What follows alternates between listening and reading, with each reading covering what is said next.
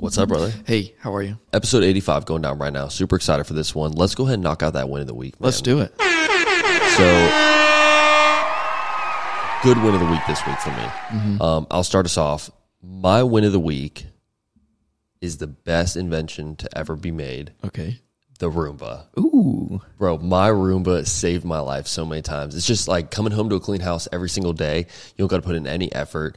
I feel like my dog's got like a friend. They have a schedule, don't they? Like it'll do it when you're not home? Yeah, so you can set it to like go on. I usually set it for like midday. Yeah. You know what I mean? So it's not like Nobody's home. Yeah, exactly. Yeah. It's just a good time. And then it's cool too because it's connected to my phone, so I'll get like notifications throughout the day, like, you know, the Roomba is stuck on something, or either, you know, the Roomba is, you know, caught in a cord or whatever. Can't you name your Roomba? You can. I named mine Rebecca. Okay, Rebecca. Do you have one? I used to, and her name was Stacy. I swear. So it's like Stacy's cleaning the house right now. That's amazing. Don't mind Stacy; she's just cleaning. Yeah, it's definitely a lifesaver, bro. Yeah, So that's a solid one of the week. What's yours?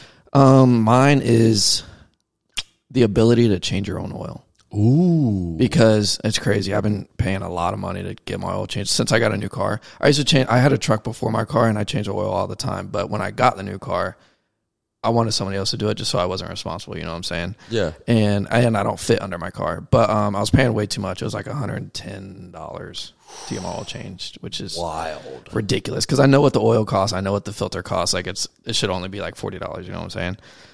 So, yeah, I went to Walmart, got the ramps, the oil, the filter, everything, still cheaper than getting my oil changed, and did it myself this morning. That's crazy. That's a good win of the week. Saved $60, $70. You know, I feel like not a lot of people have the skill to change their own oil. Like, it's really not that hard, It's though. not hard at all, bro. It's you so simple. Take one bolt out, take the filter out, put them back, and then fill it up. And I will say one thing. My dad has a car lift. So that makes it super easy, I bet, bro. yeah. Which I can kind of fit under Does my it pick car. it up to where like you can get under, like you can walk under it? Yeah. I bet, Yeah, because he's got like a huge garage. It's like just for the lift and things like that. Yeah. So, bro, I just drive right onto the lift it up, That's clutch. pull the drain, dude. It's super, and it's easier than most people think. So if you don't know how to change your own oil, literally just go on YouTube. I actually have a fun fact and something for the people. So this morning it was cold, obviously, and I was just thinking, like, can I change my oil with cold, like with it being cold, because I know it makes it thicker, right? Yeah.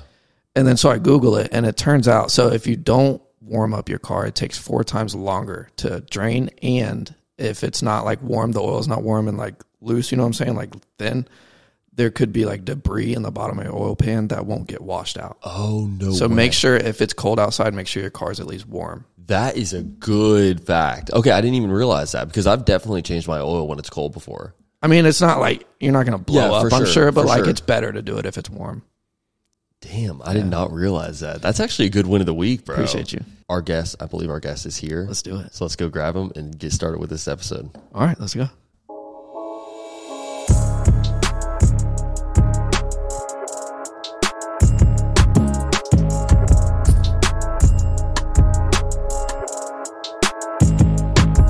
Yo, yo, yo, what is up, OGs? I'm here, joined by the man himself, Joey Allen. Yo, yo, yo, yo. Big episode going down today. This is episode 85. Yes, sir. Can't believe we've already done 35 episodes of season 2. I know, it's crazy. Dude, time flies. Yes, sir, when you're having fun. Yeah, I guess so. So, big episode today, man. I'm super excited for today's guest. Local legend, music artist, the man himself, Jeremy Ryan.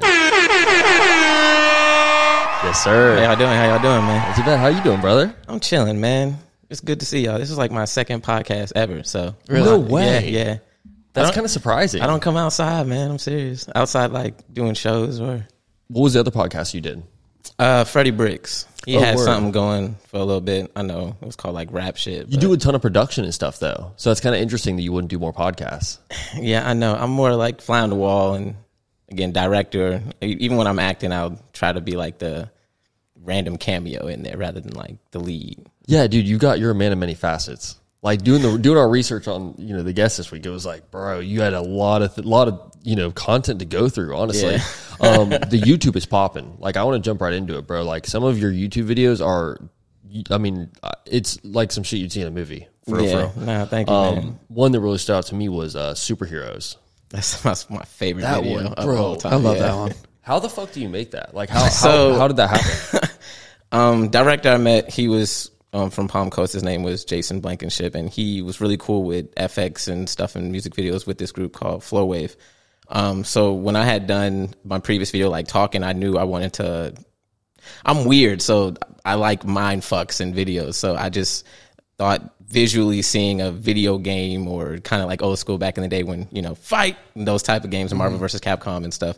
I just thought if I could bring that to life, that would just be the most aesthetically pleasing thing ever. So when I found the director that was able to visually bring that, he found a director of photography. His camera's name's Justin Mann, and he brought this giant green screen out. Like, it was the most insane thing ever. It was a wild experience. I ain't even gonna lie. Did it come out how you envisioned it? Is there anything that you like pictured, but it didn't come out the way you wanted? Honestly, I came up with like the idea of like wanting it to be a Marvel versus Capcom, but the story aspect of it, that's what Jason kind of helped fill out. And the whole intro of the dude coming in and seeing the bullies, and he kind of filled all that out. And the transition to him playing to get his headphones back, that was definitely all Jason. So I got to give love to him on that. But I love where it was like select your character. Yeah, and it's going through everybody, and you guys are all sitting there like, and honestly, I was getting like early days Mortal Kombat vibes. Yeah, like, no, dude, you know, back in they don't sit still, they just bounce. So yeah, most definitely a note to that. It was anyone who was a gamer that played. When you wake up at 6 a.m, your first thing you're about to do is hop on them, Sega Genesis or Xbox and play those games. And that song, low key, could have been like, the loading screen song for one of those games. Like, not to a T, but you could totally see it. Like, it went with the video really well, Yeah, nah. The dude who I wrote that song with, his sound is kind of like that Kendrick Lamar active. So when I collaborated with him on that, with that video game sound in mind, it kind of wrote itself, so it was cool. It turned out good. I got to give a shout out to the producer, Culture School. That's like my right-hand man who I do the majority of my live shows songs with. Oh, really? Yeah, so that song is off of movies, too. It's me and Culture School. I remember being in his bedroom, like, because, we're old school, so we do everything in-house.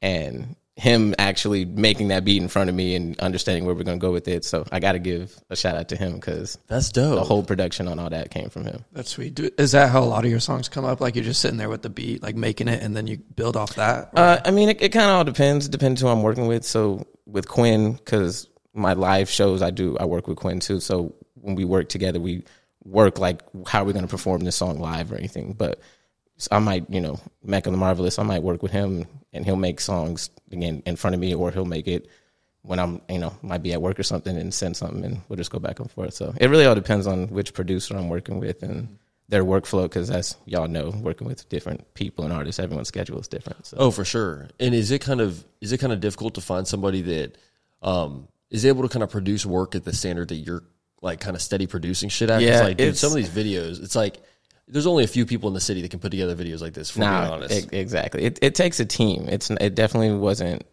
just one or two people. It literally had, like, when Jason came, he came with Justin. Justin came with his van that had all of his equipment in it, and he had a +1 that was helping him out. And then obviously I had all the cast and crew, but then they had some people helping them out with wardrobe. Like, it was a team effort. It definitely was more than like just a couple of us out there. So what does that feel like for you whenever you've got like all these people kind of, in the end of the day, you're kind of the center core of like the reason everybody's here. None of this would be happening if you didn't have this idea and you didn't create this song. I just enjoy the actual creation of the art. So I want to make sure that the people that I'm inviting into the video are also having that same joy, that like they can live with that moment forever, So that video was cool and all, but what was cooler was like I debuted it at Sunray. So it debuted at like a movie theater. Like it wasn't like just on YouTube. Like, I went all out to be extra. That is dope. The superheroes one? The superheroes, yeah. Oh my God. I had like posters, so cast and crew came. Did a lot of people pull up for it? Yeah, it was cool. It was packed out. I've done 2 movie events. The next one was for a roller coaster, and we did that at Cinemark, so that was crazy too. Oh my God! Yeah. Dude, I'd love to come to one of these. Let me know when the next one. I'm sure you'll be posting about it, but yeah, do you have one lined up already? Yeah, for the end of the year, I'll probably do another one. We did one last year, me and Cutie, for Purpel. So when we debuted the Lala video, we went to the Channel 4 news station, the WJCT studios. God. And yeah, I spend too much effort and time, and I'm such a, again, movies person, and I like visually aesthetically pleasing things, so I like to debut them as such. It's not. You can tell by looking at your videos. Yeah. Oh, for sure. You definitely go the extra mile. Do you feel like going that extra mile and making making a lot of your content like as high quality as you do you feel like that kind of gives you an edge because you don't have to really market it as much, like which you are going out of your way to market? It's super crazy, but like it kind of markets itself when it's like such good content, right? Yeah, it's much easier, especially these days when content's kind of running all social media, for it to speak for itself. And I'm old school, so I don't really like to be that person in front of the camera and be like, listen to my shit, you know, like, if I can have an art that's able to speak for me, like back in the day, right, This Is America video comes out, I remember listening to that song, like the song before the video, and was like, you know, then I watched the video and then I'm in love with the song now. So like so many videos have that appeal to them that'll make you think back like, oh, you know what, maybe I was jigging to it, I just didn't know yet. So, and Michael Jackson was huge on that with his videos back in the day. So, and it makes you hear it different. Like it tells a different story when you can see everything. It finishes the vision. Yeah. Like have you ever made something and not liked it, like not posted it? Yeah, we all have those. I mean, in my early days before I kind of figured it out, I had like 2 videos where it didn't work out how I wanted it to. It's not like they were bad videos, just kind of not up to the bar that I would like to set for myself. So I, hid those on YouTube, and then I directed a video for Cutie once for her album called Sweetheart, but that never made the light of day. We just weren't. We have a bar for ourselves, so if it doesn't hit that bar, it's like, nah. Other conditions sometimes come into play, like when you're making a video or something like that. Like, I'm not gonna lie, me and Joey, we had to scrap an entire On the Road episode. No one even knows. This is the first time we've ever talked about this. We actually we drove all the way to Daytona, and went to a car show and like did this. It was a really cool event actually. Had a lot of content. A lot of content, bro. But it was pouring rain like half the time. So when we got back, we're like, I'm like trying to edit some of this stuff, but it's like even when we're walking inside, there'll be like a raindrop like in the center of the camera or something, and just like little things where I'm like, at the end of the day, I could have probably thrown something together and like just put out something, but. It's just not going to be like what I really want people to be, the representation of like what I want to hold for the pod or whatever. And like you were saying, like the bar you're kind of setting for yourself. So we still went on the road. We still had a good time. Yeah. I mean, it's a memory, right?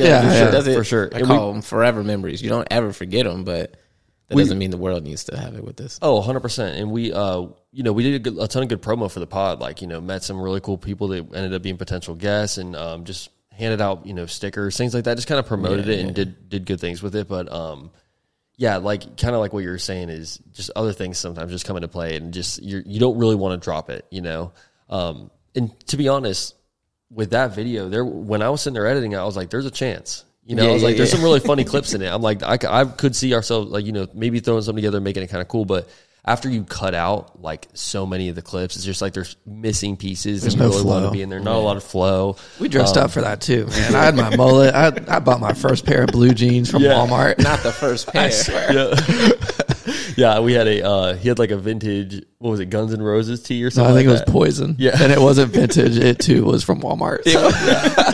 I had like a damn vintage Daytona 500 shirt. It was so funny. We really went all out for that video. But hey, they'll be doing it next year too. So hopefully if we can get better weather next year, we'll try to, score that shit again. Yeah. Now that type of stuff happens, especially like making songs too. I can't explain to you how many songs I might do and be like, oh, 20 of these are going to come out. And then, after 6 weeks, you're like, all right, I like these 8. And then the rest are just in a vault that you'll never, ever see again. But do you ever think it's because you made it? Because I feel like a lot of people don't like it because it's them, and they're so judgmental on themselves. Yeah. I mean, my family is my team, so I let them hear everything, and then I take all of their notes, because normally if there are 20 songs, I will only pick 8, and then my team will be like, shut up, we're going to use 14, and you're going to accept it. And then worst comes to worst, it comes out, and then everyone's like, I love this song. And I'm like, really? Like, yeah. I hate that song. Yeah. Like, and just because you don't like it. I mean, everybody likes different things. Yeah. I had to learn that early, though. And I'm big on that now, especially like with any of my artist friends. Like, hey, it's not really about you. It's about the listener, the consumer. Yeah. They might take it a different way. You might save a different life. So I try as hard as I can. But again, sometimes it's like, nope. Like, I'm just not putting this out. This is not up to the bar. But do you ever feel like some songs need the video?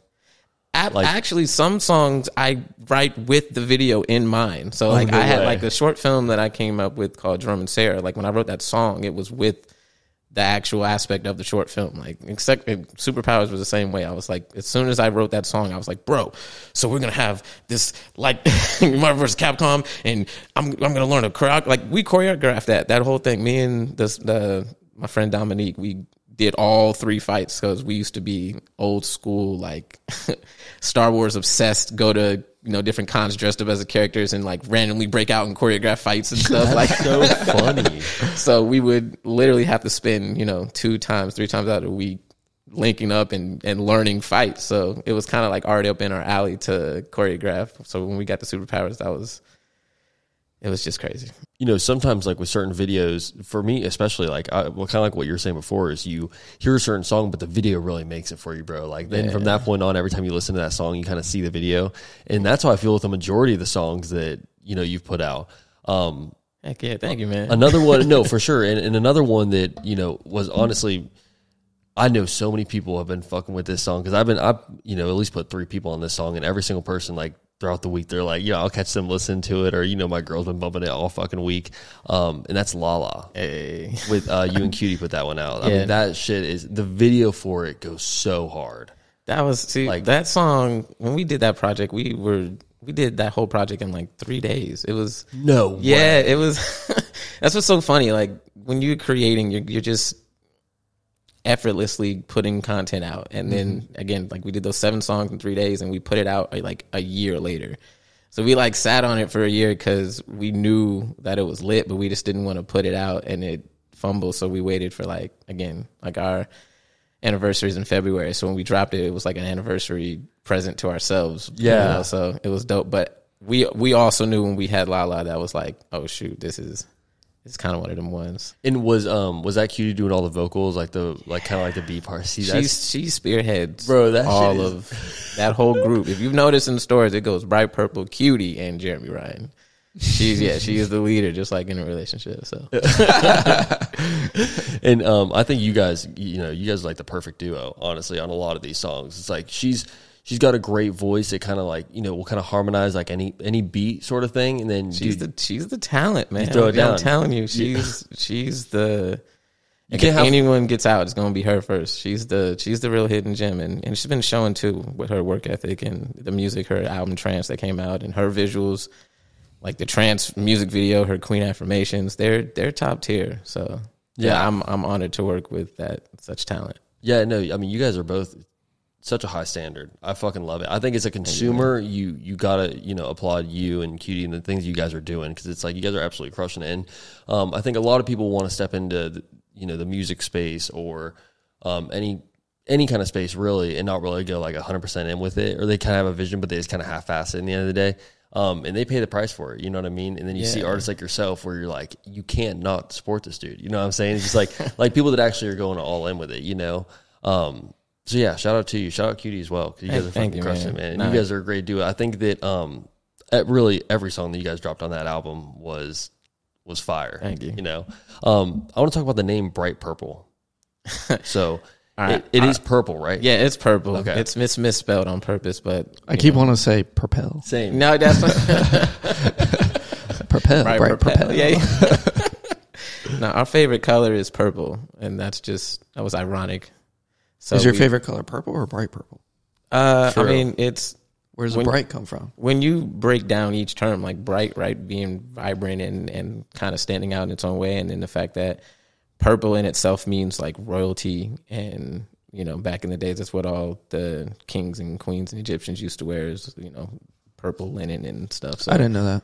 Yeah, that makes sense. Yeah, I guess it's a royalty color for sure. So the fact that it was both of our favorite colors without knowing, it was like, all right. And then she loves to misspell things on purpose. So is that why it's EL? Yeah, no, but like I said, it works because it stands out. I was gonna say, yeah, and it kind of makes you think, like you do think it catches your eye, I guess is what it is. It's like right away, and it's cool too because no one's gonna have the misspelled Bright Purple as a handle on any social media. So it's like dope too, because you don't gotta really be competing with a bunch of people. And even with not even being social media, being like Spotify and things like that, whenever people search up the EL version. Yeah, that's the only, as far as I know, it's the only one that pops up. Gotta be. I'll take that, man.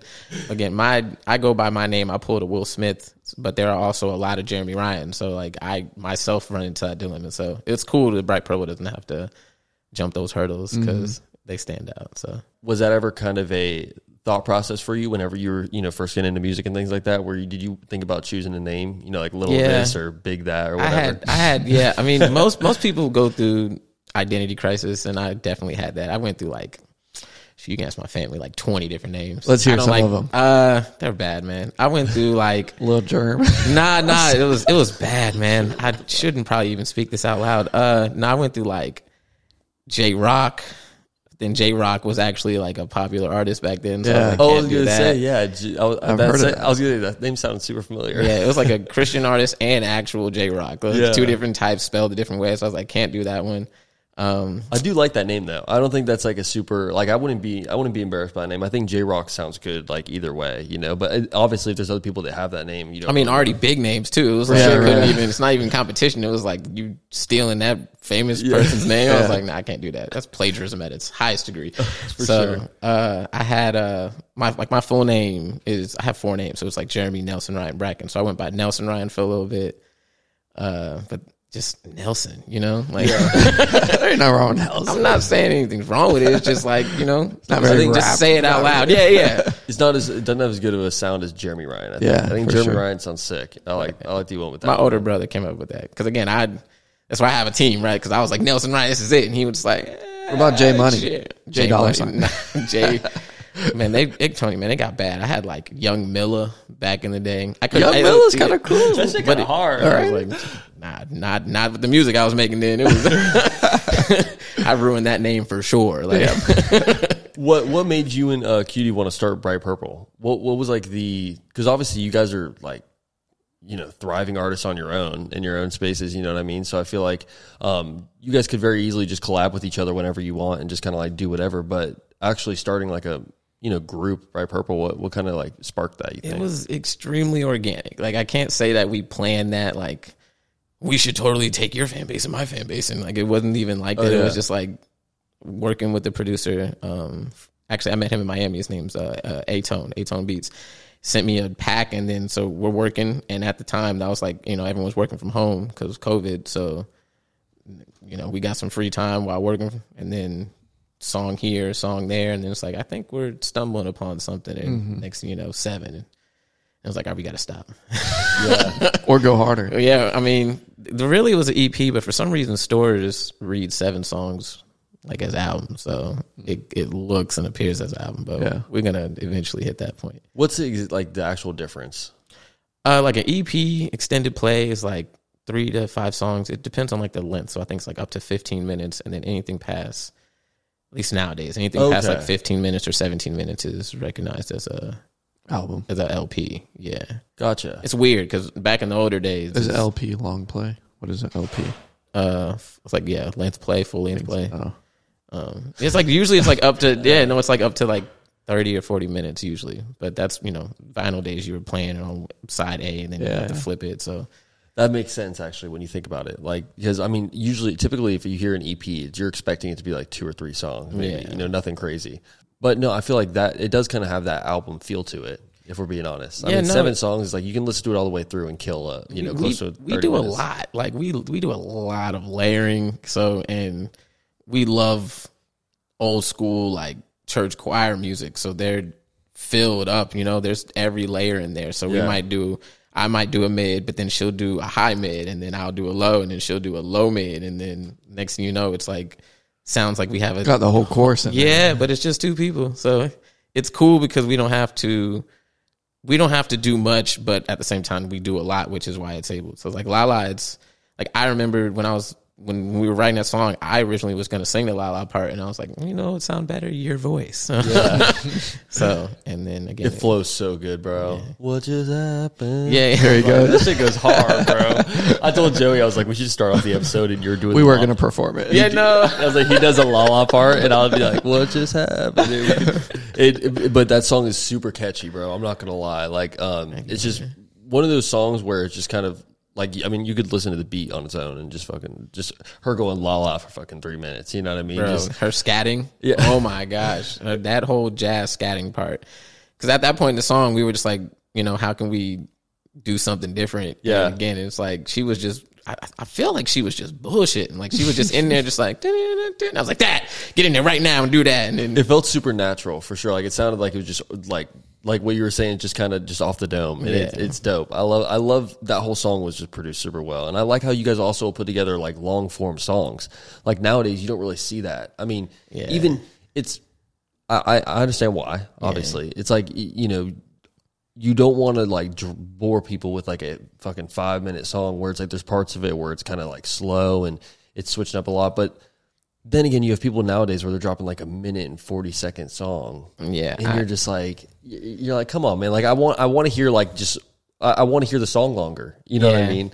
But I'm guilty of that sometimes. Like the Forever track we had on Colors, I specifically cut short. I was just like, rather than play it on a loop, then as an artist you experiment, but I'm also a person that's like rather giving them the full length, having them sit through a short film damn near, even if it's just a song. Like the song could be 6 or 7 minutes, because back in the day, if you were listening to Bad, like Michael Jackson said, that hook like 17,000 times. That's true. That's actually true. And each time you're like, damn. So that it feels like it just always comes back to the actual music. Like the actual content of it has to be good. So that's what humbles me to know that when we're in there creating La La, that people actually it sits with people. Like they'll be randomly La La La La, and like that. Oh, dude, that means you have no fucking idea, bro. You have no fucking idea, for real. If I'm ever just like sitting there like messing around with something, or I'm just like fidgeting, and I'm like, la, la, la, la, like it's just kind of, and it's cool too because you would think that like hearing that repetitively, like what is it, 3 or 4 times throughout that song, whatever. That's a lot. Yeah, and so it's like as that's happening, you would think like after a few times, you think that shit get annoying as fuck, low-key. Catchy. But that shit's kind of, dude, you like it more and more. That like as you keep listening to it, it kind of just gets, you know, it builds on you for sure. Yeah, and it definitely gets stuck in your head. But I love that song so fucking much. And I think the video goes with it. It just complements it even better too. Like it just makes you like the song, you know, even more. I appreciate that, man. That was recent too. I felt like that was the most recent video that we just came out with. So is it hard getting this many people together to like? I'm not gonna lie, that surprised both of us. That like there's like 40 people up in there. Yeah. It was cool though, but we took care of him. I brought a chef out there and he cooked, so like everyone ate some like pasta and breadsticks and had that's awesome, drinks and stuff. But. And then I seen you at Broadway Louie out there. He's actually in our he's part of the OG Sessions Fantasy Football League. That boy's trash. He's trash. Yeah, fuck Broadway Louie, bro. Fucking garbage. I ain't gonna say that, bro. I gotta see your play before you. No, but yeah, he was like one of the main characters in that one too. Which I thought was really cool. He as a persona stands out, man. Like seeing him in Soul Hood movies is kind of how I was introduced to him, and then kind of in the credits of those movies, his music would be playing. I just remember being like, "This is Broadway with it." So just working with him, I was honored that he was just down to do it. And as you see, he had to do nothing but be himself, and it stood out. So it worked out. And then my friend Amira, I went to school with her. So when I wrote that role, I wrote it with someone that can again stand out on their own, and I wanted to make sure that the chemistry between the two worked out, and it was effortless. So, is it difficult to reach out to people and like offer these roles to them? I mean, obviously, I'm sure some of them are like friends or you know them personally or whatever it is. Because even I recognize some of the faces in some of your videos. I'm like, oh, that's so and so, and usually it's like a friend of a friend of a friend if it's not someone I know directly. But that video specifically, Lala, there were a lot of people in there that I didn't know. Like it worked out extremely well. Yeah. But again, that was kind of like one of the first casting calls is what I'll call it, and people showed up. It was like, oh shoot! Like even me and her, we were getting dressed in there. We were like, yo, just stick in there. Like they cleared the food. Like I think we cooked for like 50 people. That's crazy, and they ate all of it. So like I think like, even people that were like helping on the team didn't get a plate. Like it went quick. It was wild. That's awesome, bro. Just want to make sure we take care of the people that support us. You know, like a lot of people can think because you're working or you have big numbers, they'll be like, you know, let me get $100 for this cameo. So it was cool to have people to just not only support, but then come to the event afterwards to see them on the big screen. And so it's more of a moment for everyone that the world gets to see when it eventually sees hits YouTube and whatnot. And they're going to be proud of it as well whenever it's such a high quality project. Like, dude, it's like being in like a big movie, you know, it's like that same kind of like feeling where, you know, you feel like you're a part of something great. I think everyone wants to be a part of something great. But there's not a lot of people that are doing great shit. And so it's like one of those things where when you do find an artist like yourself and they're having a casting call or something, I could see why a ton of people would want to show up, honestly, bro. Man, I appreciate that. And shout out Breezy's, because, you know, not many establishments will let upcoming artists, you know, come in, shoot a music video in their venue. So much respect to Breezy's Jazz Restaurant for letting us come in there and basically renting the establishment to us to shoot this video. How long does it take to set this shit up, man? Because it's like you're looking at the video and it looks, it's like an actual movie production. It actually was a movie production. Like it's crazy, bro. And it's in the song itself is such a good song on its own, like what we've been saying. But it's like having to just set up everything where you've got all these people to kind of like navigate between and make sure they're all kind of doing their role and playing their part. But then also like trying to make sure that everyone's kind of enjoying themselves and where you're getting the project done that you want to get done. Like you're getting what you get out of it and you don't want to like miss any parts and things like that. Like, does it get like stressful? Are you kind of like in the moment, like flying around everywhere? Well, when you have a good team, you don't really have to. So Adam Madrid is who I shot that video with, and he is phenomenal with putting together the perfect team. So everyone knows what the vision is. Everyone knows their roles. So when they're there, someone's there to do sound. Someone's there specifically to do audio. Someone's holding the boomstick. Someone, you know, making sure the continuity is right. Like, hey, you were sitting in this seat, so you can't be over there. You need to be over there, and stuff like that. So I prefer videos like that, so I can do less. I can just get in my role and make sure all the people that are there are comfortable instead of the P's and Q's. And then I'll go behind and make sure I like this camera viewer and make sure that they're saying the lines. But when you have a team and it's more than just you, it makes your job a lot easier. So for that shoot, was again, shout out to Adam and Monique. They make our jobs a lot easier. So we just had to go up in there, make sure everyone was fed, and then, you know, don't look the camera in the eye, you know? That's rule number one. Just when you're dancing, just don't look it in the eye. Was there ever, like, when you first started making music and things like that, were you kind of like inspired by other people's music videos and it kind of like triggered this like desire to kind of make these like super high quality videos, or how did this all begin?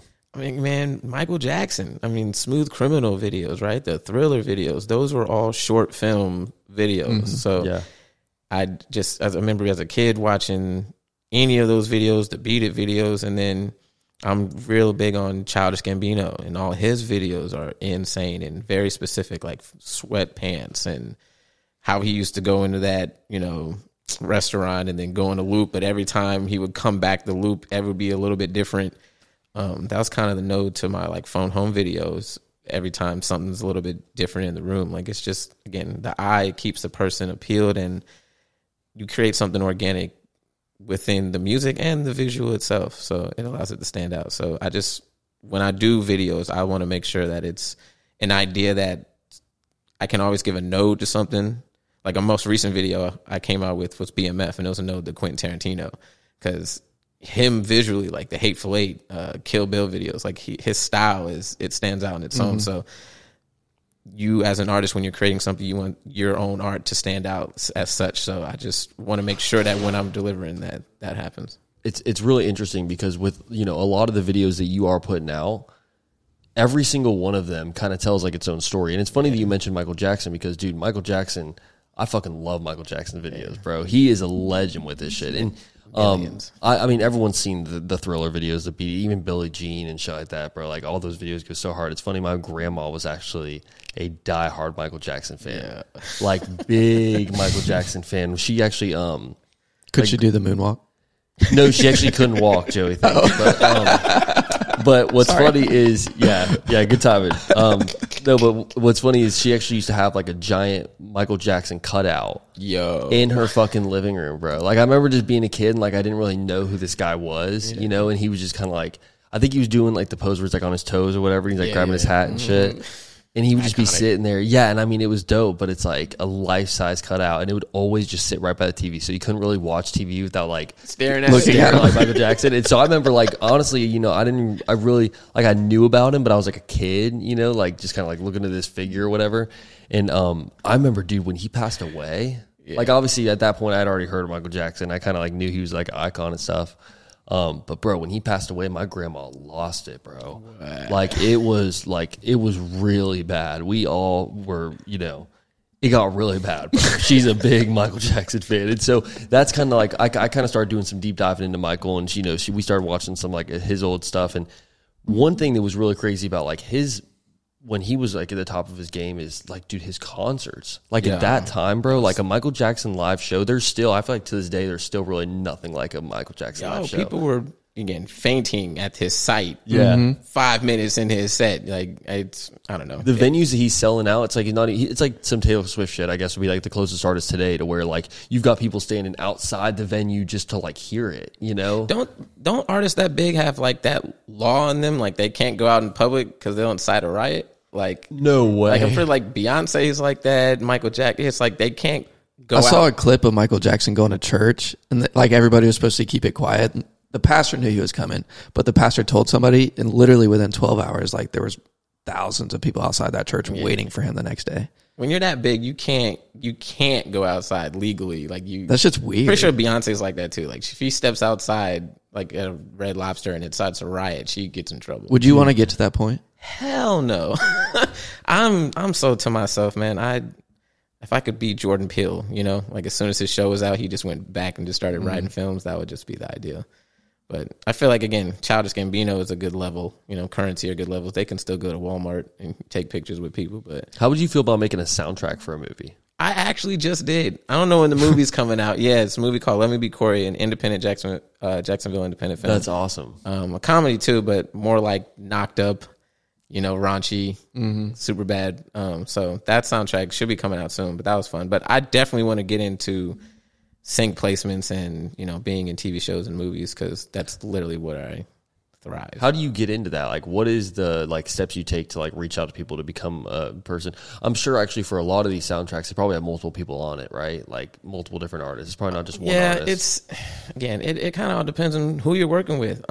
This world, as we all know, is like a who you know world rather than you know, it's definitely a connections world. So when you are working with the person who's actually making the movie, you probably got more pull than someone who's trying to just reach on the internet to try to get in somewhere. So for sure, if I'm, you know, trying to be on the Power TV show, I'm going to need either a sync placement of someone who knows someone directly with the Power or knows someone who's actually shooting, you know, like it's either one or the two. Otherwise everyone will be able to do it. So, I haven't really even tapped into that world yet. I've just recently been doing more actual like short films and trying to write scripts and being in movies, but just more of not like leading it, just seeing, okay, I like that director of photography. Like I like that person who handles their sound. So, cause I'm building my own stuff. So I want to make sure that I'm, you know, having the same correct high level team going forward. Cause Jacksonville's got hella film talent. So people are like Netflix here or traveling to Germany here. So, you know, like the person who I did Superpowers with, Justin Mann, he actually just won Filmapalooza last year, right? So I can't have him on every shoot, right? Yeah. But I want to maintain that same quality, right? So it requires that homework of going to these different films and movies and taking notes and just puzzle pieces to get back and keeping that same status quo of Superpower, like esque type footage, you know? For sure. How important do you think it is to kind of surround yourself with people that all kind of have that same vision in mind of like, all right, we're going for the highest level of this shit. We're not really trying to do half-ass. Because with, like you said, like there's a ton of people that are in Jacksonville that have the talent. There's a ton of people that are in Jacksonville that actually flex that shit too. You know, a lot of places it's like, you know, people have the talent, but they're just not applying themselves or they're just not really serious about it. It's the work ethic. I just like, at least for me, I outwork everyone. So I want to be around people that I feel like are outworking me. Like I don't, you know, you never want to be the smartest guy or the hardest working person in the room. So if I am that, that's kind of how I know not to stay around certain folks. Cause like if something like selling out a theater to debut your video is enough for you, then this ain't for you. You know, like 100%. I don't live in the past. Whatever I've done, but there are bigger goals going forward. So it's just staying around the same people who also want to work just as hard is just as important as anything. When you're doing anything, I'm sure when you're all, you know, meeting different people who are in the podcast world, there are people who are putting in the serious hours, right? You're not going to take someone who's not really working as hard as, say, you or the person that you know is setting the standards. So. 100%, bro. And would you consider yourself like more of an introverted person, or do you think it's introvert? I mean, once you get to know me, I won't shut up, but like I'm not looking for new friends, right? Because you're working, you know, so you ain't got time for that. You ain't got time. It's a constant grind, and I don't, if you see the rate of how people are going, I'm not trying to be working in my 50s and 60s. Fuck you know, no, like I'm dude, trying to be trust. chilling. You know, so, and I ain't got no kids, so this is like the perfect time to get it in and grind now, so that when that time comes, I'm not stressing or like worrying about bills or anything like that. Oh, 100%, bro. You know, we've been talking about the short film thing. Are you kind of into? Do you like long form movies too? Like, you know, On full length? yeah, full length. Yeah, man, I am a movie fanatic. I collect DVDs, so like streaming is weird to me, you know? Like, Yeah. I grew up with the, you know, cassettes, the radio cassettes all the way to the CD players to, you know, so when movies, I have DVDs. So I have like over 800 DVDs collected and still going. Yeah, man. I'm not saying like I'm, you know, a movie critic like professionally, but like I like what I like, and when I like it, I purchase it. Like Okay, my girl, I gotta ask you this. You ever seen Old Yeller?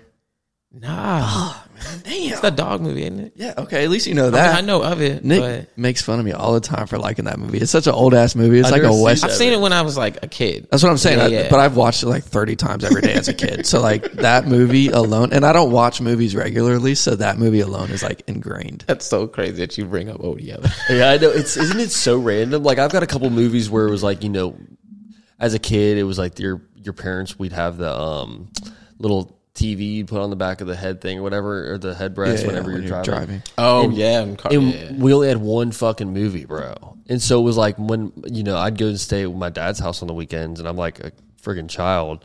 It's like I was watching Up. Bro, so I'm telling you, I know like every single line in Up till this day. I haven't seen it in like a decade, bro. It's so sad too. So sad, bro. Every single time, and it's like I swear to God, it would come on like right as the house is like going away, and I'm like, fuck, bro. And no, but that movie was like, now that it's kind of like the same shit he's saying about Old Yeller. It's Old like, Yeller is the one movie that I had. That's I the one feel that you. fucking I watched. feel you, but it's like Old Yeller. Come on, bro. I wouldn't. I mean, no, it's different. Like my one was like Atlantis. You know the That's funny. you know what I'm saying? The old school one, Yeah. the animated one. That was, I literally could verbatim quote every line from start to finish. That is Back in so the day. funny. So it'd be like that. But just, I don't know, man. Just like Christopher Nolan is iconic, man. Him For sure. And I'm not even going to cheat and be like the Batman series, because you know that's an IP. But his personal stuff. So Inception, right? I don't know if y'all mess with Interstellar. Oh, dude. You know, I've heard of it. Tenet. Mind fuck, bro. Interstellar. Yeah, Interstellar's crazy, bro.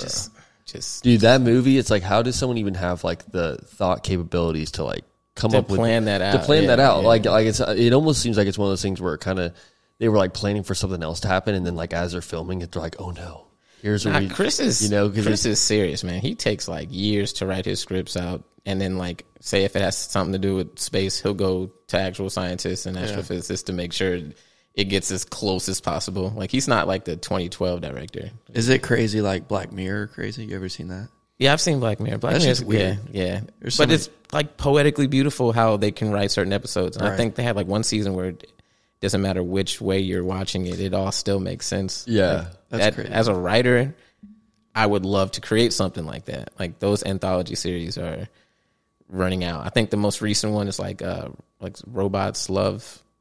Crap, it's like an animated series that was on Netflix. It's like Robots, Sex and Love. I ain't never heard of that. Oh man, I'm gonna have to. We gotta check that Robot shit out. Sex Maybe. and I mean, Love. if it's as good as Black Mirror, like, dude, I'll give that shit a shot. Black Mirror just like twisted your mind. Yeah. Yeah, for sure. no, those are. I more love like, Black Mirror. Yeah, those are like for the most part like real characters in Black Mirror, but for the animated one, it's like every episode is a different artist, so it has a different visually like team that like orchestrated different that whole- font. Yeah, like the whole every episode. You mentioned that you're like super introverted, but it seems like whenever you're in the camera, or like when you're on the camera for most of your videos, you seem like the biggest extrovert ever, bro. I mean, like you've obviously played the role, you got a job to do, but it's like, That means he's a good actor. for Yeah, sure, yeah. yeah, bro. You're fucking like when you're in it, I don't know, you just don't. I wouldn't picture, you being like kind of playing the role that you are, kind of acting. Like I wouldn't have thought you were an introvert. I guess is the real thing. yeah, I mean, I'm Jim Carrey, right? Chris Tucker, Chris Rock. Those are like outlandish personalities, and those are people that I were very fond of growing up. So like that's kind of where I get my like extraness from. Like I'm like that naturally. Like Jim Carrey is obviously Jim the Carrey's goal. Like, hilarious. he's the bar, bro. Like Ace Ventura movies when he's like, dude. oh, righty then. Like I talk like that naturally. Like that's I don't know, just people aren't like that anymore. It's weird, sure.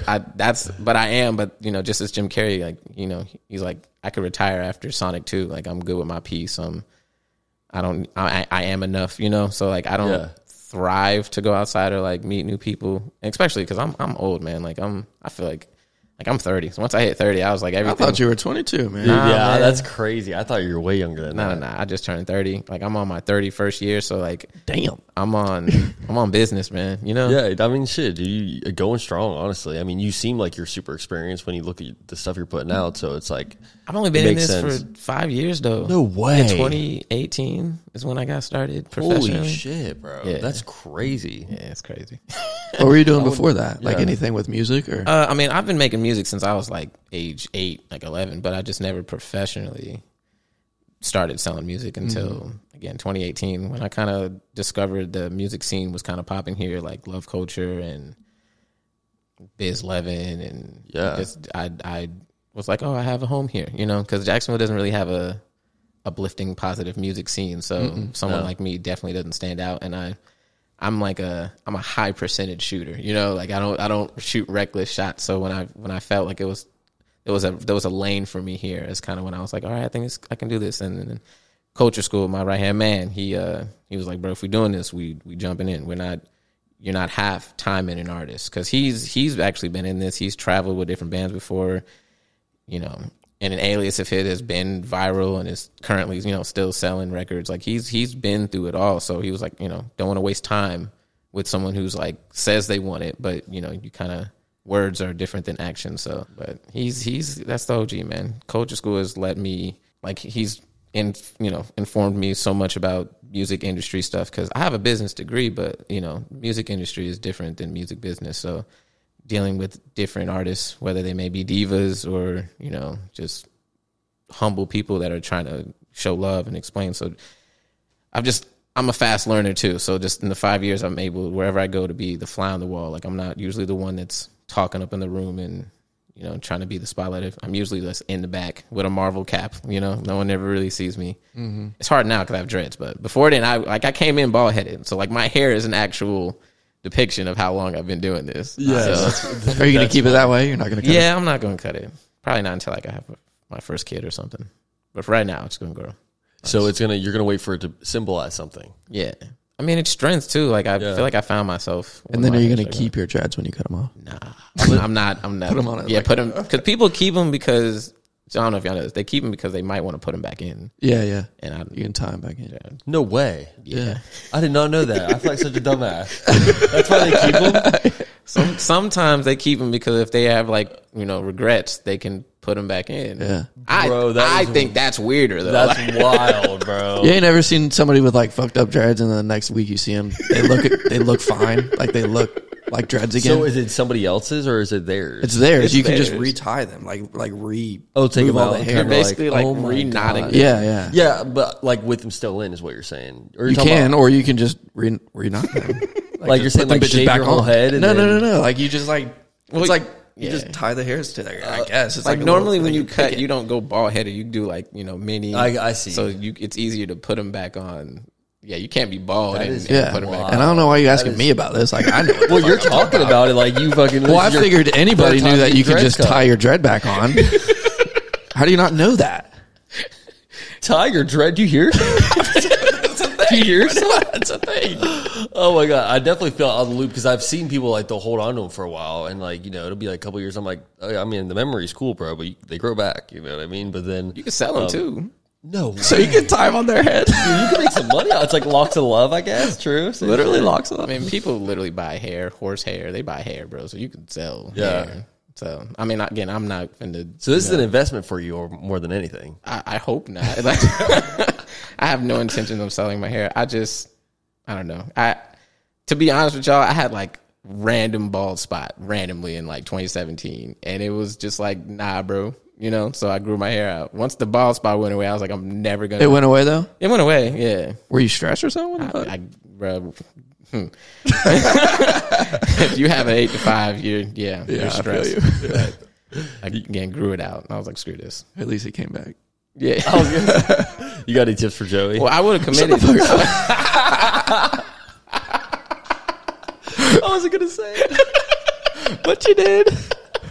Last episode, you didn't wear a hat. What did you do? You didn't wear a hat last episode. What do you want me to do? Nah, honestly, that's hilarious. I think my issue is great, bro. I'm serious. You are still very handsome, dog. I'm serious. Okay. the answer seems to come back to that mullet. Maybe that's what you, Brother, I'm telling you, that mullet saved him. I'm gonna tell you right now. Damn. Okay, you don't have to go that hard. It's really not that bad, Golly.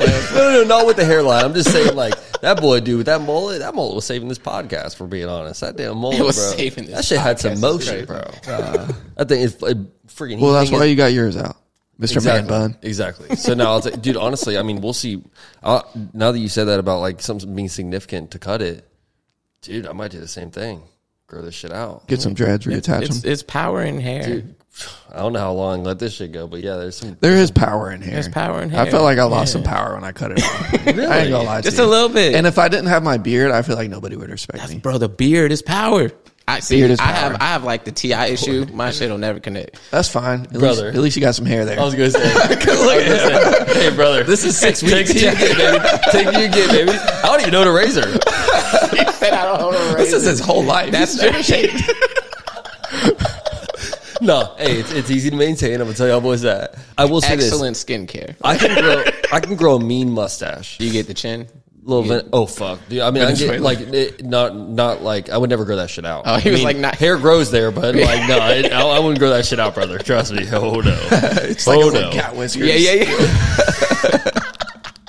Well, I'm telling you, and it's funny because my hair up top is so thick. Yeah, you got like, some thick ass every hair up time, like, dude, if anyone's ever cut my hair right, whatever, they're always like, "You got such thick fucking hair." But then I'm like, It's the only place. yeah, it's the only place it's got to grow, I guess. So, no, that shit's funny as fuck, dude. Honestly, I think I would trade having like thinner hair for having a beard for sure. If I had the option, I would have the thinner hair for a beard, dude. If I could grow a fucking beard, dude, brother, I would run this world. If I I don't have the beard, option, but I'm happy with my beard. I mean, and you the look thin hair, I like guess. you could pull a James Harden. Like you look like you. I don't like it big, though. dude. He I don't could. like it He big. could though. He's got a full. It's ass too beard. big right now.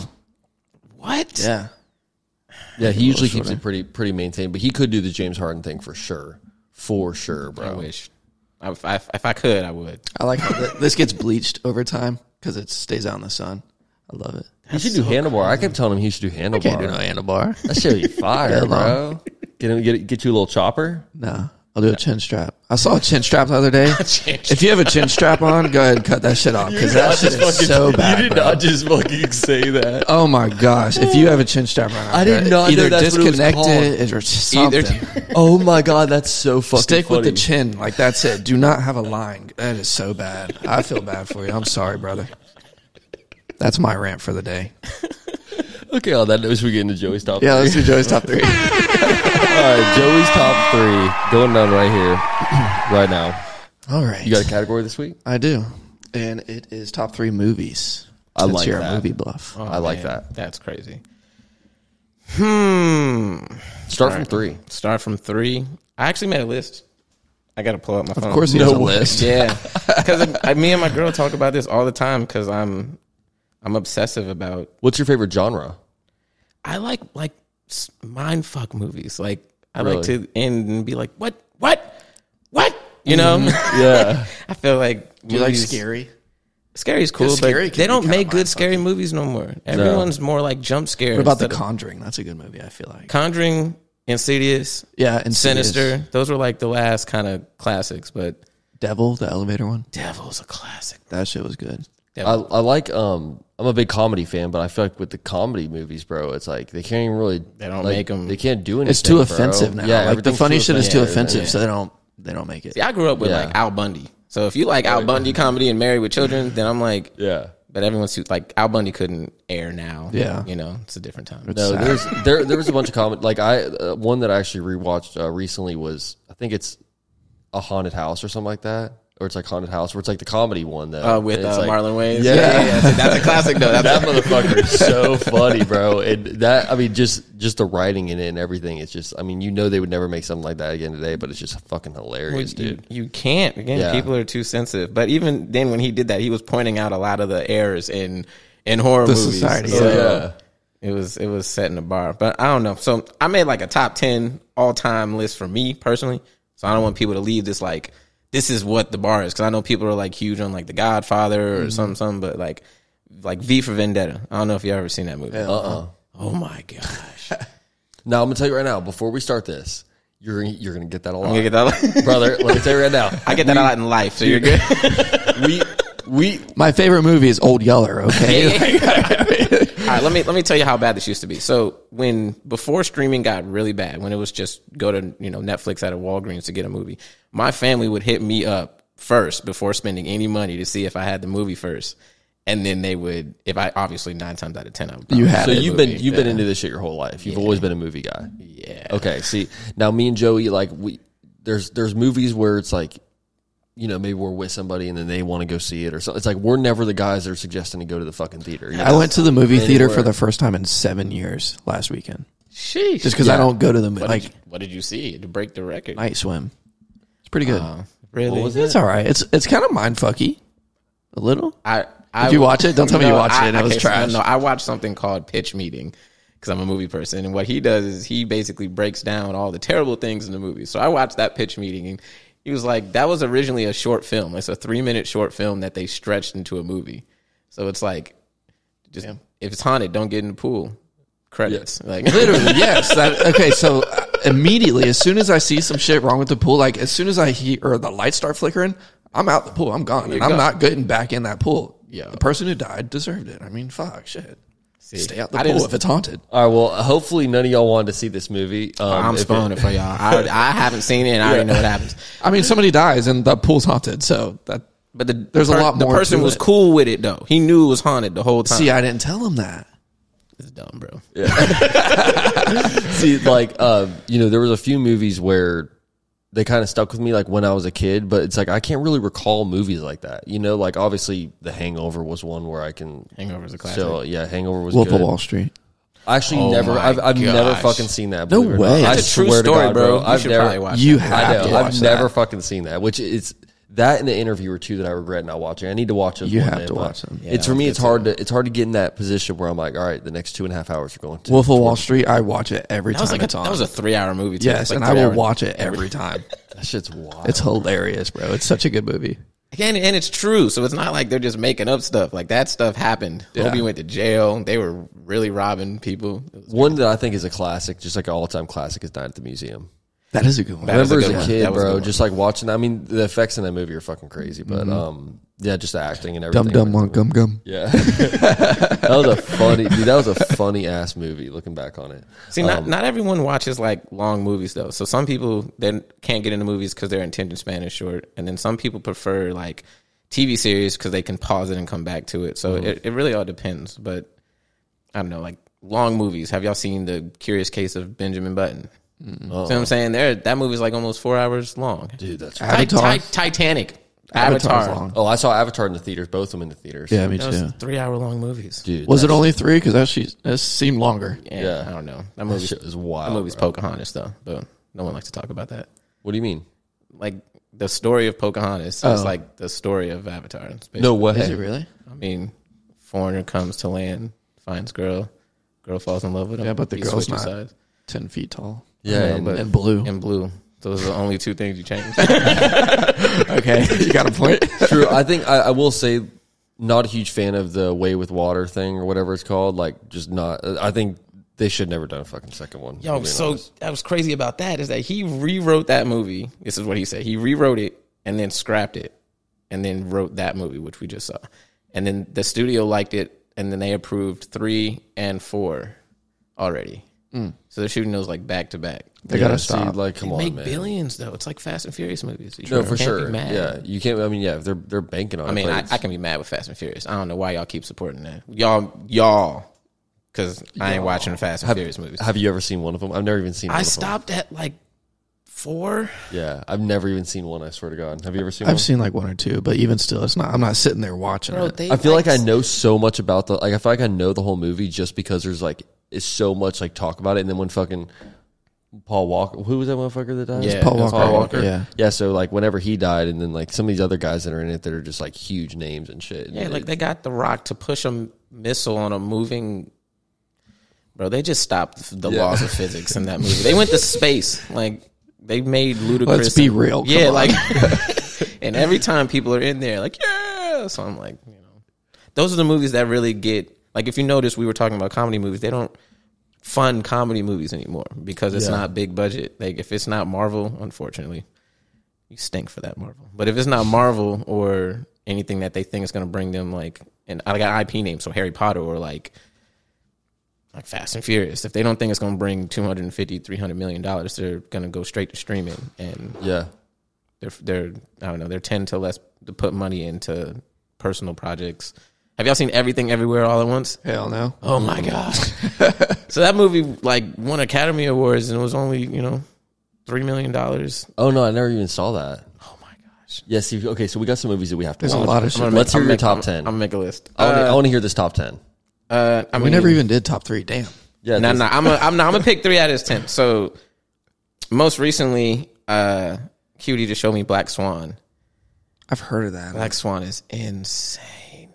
Really? Is that one mindfucky? That is also a mindfuck. Yeah. The director, depending on the director and their view, it's very specific. And like the dude who did Black Swan did this movie with Jennifer Lawrence called Mother, and that movie was a mindfuck.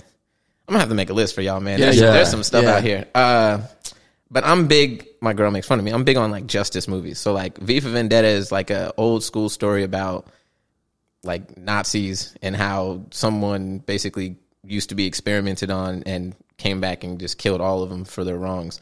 It was epic, dude. The person who voiced Mr. Smith in The Matrix voiced the V for Vendetta dude, and just the script, the flow of the whole entire movie. It's again 3 hour long movie, but it doesn't seem like it. Yeah, dude, that's crazy. It goes through effortless. That movie's crazy. I love Interstellar. I think that movie is, again, you can nitpick if you want, like when he goes to the bookcase, but it's still aesthetic. I think that was a great part. I kind of thought that it was, I thought it kind of made it a little bit more interesting. No, it's great. But I think in that part, you're just kind of, I mean, that's kind of like probably the most confusing part of the whole movie, if we're being honest. Like out of everywhere you drop in that black hole, you go into this. Yeah, it's like, I get okay, it. Actually, okay, yeah. But because they love you and your daughter, I get that. But also it's like, Yeah. Mathematically speaking, how are the chances of that happening? You got to watch that movie twice. That's the thing. Is like that's the type of movie. Like if you watch it one time, you're gonna kind of get it, but you got to like watch it again to really grasp like how good that fucking movie is. Christopher Nolan movies are usually like that. Have you ever seen Shutter Island? Mm-mm. Heard of it. Oh, again, another Leonardo DiCaprio movie. So that movie's crazy. Spoiler alert. So the whole movie's being portrayed, and this is probably in my top 3, Shutter Island. Let's probably start with 3, Shutter Island, because the whole time this cop is like trying to investigate an insane asylum and trying to figure out who this missing patient is. And then, not spoil it, but spoiler, at the end, he's the missing patient. So he's crazy. So the whole time you're thinking that other people are making him crazy and they're trying to lock him in this institution, when the whole time they're trying to get him out of his crazy like mind fuck. Otherwise they're gonna have to like do that thing where they put a like, what is it called? Yeah.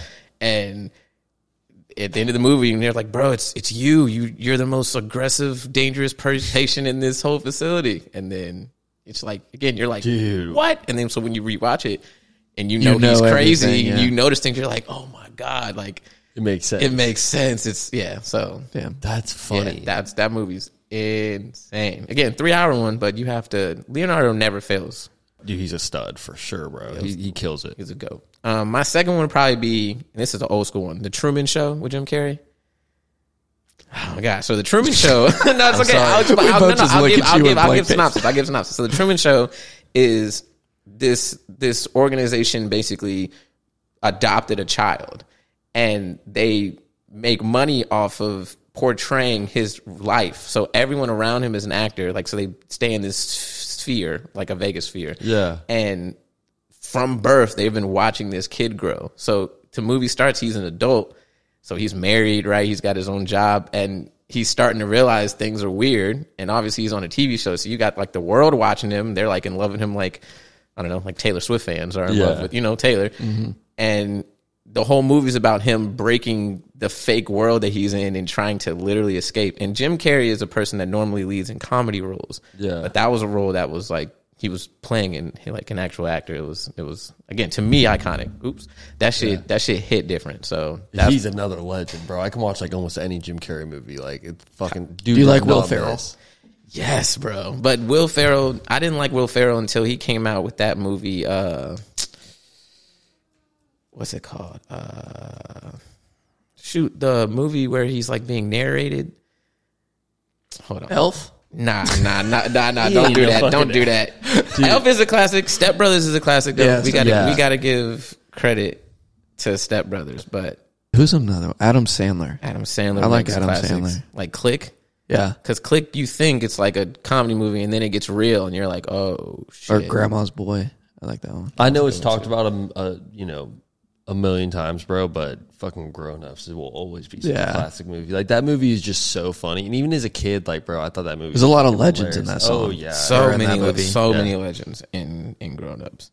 Hold on, bro. I got to find it. Stranger Than Fiction. I've heard of that. Never seen it. That's one of his best movies ever, because he's not just being screaming Will Ferrell. He's actually acting. Yeah. And it's a crazy movie. But again, Will Ferrell's, he's a comedic legend in movies, so his best movies are going to be anything that are comedic. Oh, 100%. For sure. I don't know, man. I don't know if my favorite movie would probably be, it's either got to be V for Vendetta or Tenet. Now, most people don't like Tenet because they can't understand it, but like, I got that shit on the first go round. So, and that movie's crazy. That came out during COVID, so like no one was going to the movie theaters during the time, so it kind of got like skipped over. And that movie's a mindfuck because it's about like time and like inverse of time. So basically, how do I explain this in the simplest of terms? You are able to go back in time, but backwards rather than like going in a time machine. So it's like if I'm driving from point A to point B, the inverse would be being able to change, but from going from point B to A. Oh, that's so you get the perspective of the movie of the dude trying to solve the problem. I won't get into specifics, but the enemy is fighting backwards, so he has to like realize what's happening and then fight him in reverse. And then again, if you've seen Inception, you could just see how it's a mind fucking generally. It's crazy, man. I'm trying to think about it. We gotta definitely check out some of these movies. It's for nuts, show. What's your top 3, Joey? Old Yeller. Obviously. Airbud. And then Marley and All Dogs Go to Heaven. Hey, that's a classic though. That is a fucking banger, dude. All Dogs Go to Heaven. It was a classic. No, Old Yeller's definitely on there. Y'all do animated movies like Shrek? Shrek, I do like Shrek. Oh, that face showed like you don't fuck with Shrek. You don't like Shrek? I mean, I quote Donkey probably every day. Every day. Ice Age was one for me. Like when Shrek, I'd watch some of the Shreks, but I don't get like the Shrek. Like right now, it's like, not right now, but it's always kind of been like this thing where it's like all these Shrek memes and all this shit. I'm like, I don't really get, like I wasn't that into Shrek. I wasn't a big Shrek guy like that. But bro, like Ice Age, Madagascar. Definitely watching a lot of the Pixar shit. Madagascar? Oh, Madagascar, like for sure. Okay, but it's like some of those are kind of like, I can't really watch that shit now, bro. Like I can't really. I could definitely watch Madagascar. So much adult humor in these things I'm yelling at. Like Shrek, we probably so many adult jokes went over. I'd be willing to give Shrek another chance because I mean I was young when I'm watching Shrek, bro. I didn't really. I never really got the Shrek vibe like most people do. It's okay. I feel like a lot of it is almost like made for the parents. It is. That's what I'm saying. And the kids like just watch it because it's like, cartoon. Like Madagascar, they say, "Oh shit," they hide that in there. The lemurs in Madagascar are so funny. I think they're lemurs. What are they? I'm pretty sure that's what. Yeah, it's what King. Is it King Julian? Yeah, King Julian. That was funny as fuck. But when they get stuck on the island. And he sees Alex. He goes, "Oh, sugar, honey, iced tea." You're a kid. Yeah. You don't realize he's saying, "Oh shit!" Like, oh my god, you think about that. They have subtle. That's hilarious. And they're running slow mo towards each other. Yeah. That's what talking about, What are some of yours? Well, you got Old Yeller. Then what's the other two? Yeah, I mean, I don't watch movies. Fuck. You just list it off like fucking atheist. Yeah. He always does. They can be animated if you want. No, I don't want no animated. There's this one. It's about. Hide and Seek. You ever seen that? Oh my gosh, I think I have. Is that a scary movie? It's a scary movie. There's a lot of fog, there's like monsters and shit. But that shit's pretty cool. I like that one. That's your top 3 movie? Top 3 fucking movie. You can't even really like, the only thing he remembers is a lot of fog. Yeah. was like, That's a top. I mean, 3. obviously, I know the fucking story. I'm not gonna sit here and tell you, give you the whole fucking. Okay, Damn. nice. Okay, so hide and seek, and then shit. You watch hide and seek over like Insidious?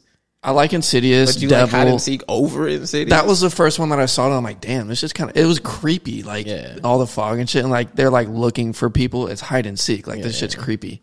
Honestly, I'll probably do Devil. Devil is fun. No, Conjuring. Conjuring is cool. So yeah, that's it. Scary movies. I'm a big scary movie person. Really? I do like comedy, but scary, I don't know. It's just like more exciting. Yeah, I think if we're going top 3, I got to go. See, it's like hard to choose a specific order. Like Elf is going to be on there for sure. Elf, I fucking love Elf. Bro. Top 3 Elf, brother. I fucking love Elf. That's a good movie. No, it's amazing. The Polar Express. Movie, fuck no, it's not Chris. No, I can only have one Christmas. I know, movie but in the there. Polar Express is I mean, it's a good movie. honorable mention. I mean, if you want, I think Elf, dude, is just like fucking legendary, bro. Yeah. That's like the Christmas movie in my opinion. I don't know, man. See, I was a Grinch person with Jim Carrey. Tripping. Oh, the Grinch. I mean, it's good. It's good, bro. But Elf, dude, you can't like Elf. Just I can watch that shit every single year, no doubt. We gonna need a poll, bro. Yeah, we gonna need Grinch or the Elf. We're gonna do this. If you guys are watching this on YouTube right now, drop your comment: Elf or Grinch. Simple as that. Or the Polar Express. The Polar Express ain't on this one. You know, go ahead, dude. We'll do Polar Express. It's only gonna be me commenting. He creates 6 different accounts on YouTube. It's like we're gonna win this motherfucker. No, I'd say definitely Elf is on there. We could go. I really enjoyed the haunted house, the spoof one. Yeah, I thought that one was kind of funny as fuck, really, honestly, because it's. I mean, it is a comedy, but it is kind of like what you were saying, like talking shit about like on all the other like horror movies that are coming out. I think that one was good. God, and a while ago I would have said the first Avatar, but it's so overplayed now. Like it's just so like overhyped now, and it's like fuck. It's like, SpongeBob movie. Dude, SpongeBob movie was fucking goated. I'm gonna go SpongeBob movie. That was actually a good one. Adding that to my list, y'all. Y'all don't understand. SpongeBob I have a movie. SpongeBob tat. The goofy, No way. Goofy Goober moment when he's like, "I'm a goofy goober." It's right, right there, bro. Yeah, that is so. Yeah, that movie changed my That's life. hilarious. Something's got to go off this list now. That's crazy. Oh my god, that is hilarious. We fuck with you so much harder now. That boy got a goofy goober. SpongeBob is life, man. Me and my girl actually just recently rewatched the whole SpongeBob series. Like every episode that's ever dropped for SpongeBob. It took us like close to a month, but that shit was true. Now I have up to beautiful series. I think I have up like to season 8 on DVDs. No way. I tell you, bro. I got an inventory, man. I have an actual physical alphabetically genre rated. That boy's serious. That is hilarious, bro. But I mean, the space it takes up. Like, there's no way you're going to go back and watch like those movies again, like all of them, right? They're sitting in boxes right now, but yeah. But if he wants to, he could. The thing is, it's like it's like a nostalgic thing. Like I understand where you're coming from. Like, bro, trust me, there's so many things where it's like personal. We were just talking about this last episode too, where it's like there's personal things where like I just like to have it in hand. Yeah, you know what I mean? Like Jags memorabilia and stuff like that. Like, bro, you can look at some cool ass like vintage Jaguars this or vintage Jaguars that online, but it's like having that bitch in your hand is like it's mine, you know. And with movies too, they have bonus features. So like they'll have the director commentary over stuff, so how they shot things. So it's a lot of stuff having the physical you don't get just being able to watch it. Movies over, it's over. True. Like there's actual stuff on the physical, so the I didn't bonus think features. about that, Is you get again actors interviews. You just really get a deep into how it was actually created in the team. You get to see the whole movie. Yeah. So. And one thing that I wanted to kind of close out here, I want to make sure I asked you was. For people that kind of like look up to a lot of things you do, like whether it's the fucking movies you're putting together, whether it's the music, whatever, what do you think is just like a piece of advice you could say for them that you kind of wish you knew when you were getting started on this shit? It's all about your work ethic. Nothing happens overnight. So once that shatters, when you're like, because everyone, you want to be big, but once you get over like, being big is kind of an illusion, it's really just the lives. You really care about the lives you change in the moments you create. So I would just say the focus on the work ethic, not what your peers are doing, because everyone's going to create different. And then just have fun. It's easy for me to work at my work ethic because it doesn't seem like work to me. Like it's just, I enjoy everything. So even though it's like, I might go home and immediately pass out after working for, 48 hours straight, that was fun to me. You know, clocking in the next morning at my real job is not what I enjoy. It's, you know, clocking out in my second job and going in. Your passion. Yeah. So just can't quit. This is something that I've wanted, again, for the past 5 years. I originally thought once I hit 30, I'd retire. But now that I'm 30, I'm like, I'm just getting started, you know, like I'm nowhere close. So just the work ethic. Just don't let me outwork you, because there's someone else in this world that wants what you want, and they're for sure working harder than you. So for sure, yeah. My big bro told me that growing up.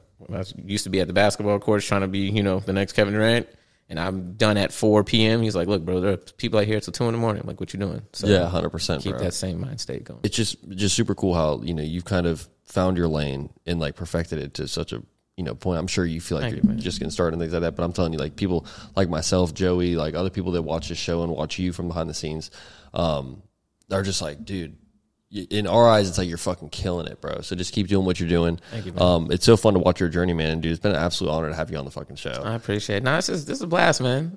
I'm telling you, we got to get all these movies. Y'all got to catch up. Dude, 100%. We're gonna have we got some work to do. Yeah. next time you and Cutie are having a movie night, me and Joey better get that invite. Okay. Yeah, we're gonna be there with our pillows, with our blanket. I will cater y'all. Come out there. There'll be food and drinks. Y'all just got to show up. We'll bring the buttered popcorn, the extra large Cokes. We'll stop by Cinemark on the way. Make sure we get everything right, bro. We're gonna do this shit right, because it ain't often we watch a movie. We gotta make that shit. You like gotta do it right. Yeah. No, but for real, it's been an absolute honor, bro. If you where can people find you? Let's plug your shit in. Shoot. So I'm Jeremy Ryan. You can find me on any streaming platform, Jeremy Ryan, the black one. Haha. Because there's a lot of different ones out there. But nah. J Ryan Music on Instagram, also on Twitter, and then it's Jeremy Ryan on Facebook if you want to find me. Hell yeah. Perfect, bro. And then streamers music everywhere, man, honestly. And then also check out those videos on YouTube. Yeah, Don't man. miss YouTube also, Jeremy Ryan Music, can't miss me. It's a lot of stuff and more upcoming stuff, so stay tuned. And stream everything that comes out for Bright Purple. Make sure y'all check that shit out too. That's a separate page on Spotify. Yes, so Bright Purple is me and Cutie and Jeremy Ryan. And also follow Cutie's page, That Rockstar. I'm sure y'all should get it on here soon too, cause dude, honestly, we'd fucking love to. Yeah, we should make that shit happen. So yeah, before we get out here, Joe, you got anything? Nope. Just want to say, everyone, make sure you guys check out that Patreon. We got some very special stuff coming to the Patreon. Me and Joey have been cooking this whole week trying to get this shit popping. So if you guys aren't a Patreon member yet, make sure you head over there. It's patreon.com/OG Sessions.